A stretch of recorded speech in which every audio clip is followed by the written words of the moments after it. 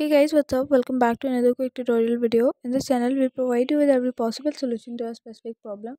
Whether it's a quick fix or a detailed tutorial, we are always here to help you. So, in today's video, I'm going to be showing you how you could easily fix if your messenger video call is not working. So, without any further delay, let's get started. The very first thing you have to do is to simply head towards like your Google Play Store, or if you are using Apple, you have to head towards App Store. You have to tap on search bar and head towards Messenger.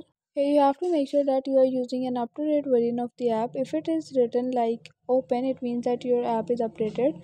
But if it says update, it means that you need to update your app as soon as possible, because updating the app usually fix all the bugs and glitches inside the app. Once you are done, go back.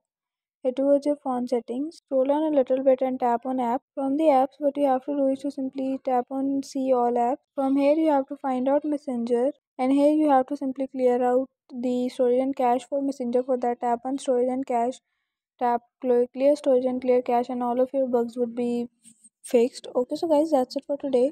Hope you guys like this video. If you guys like the video, give it a thumbs up. Don't forget to subscribe the channel, hit the bell icon. Thank you for watching.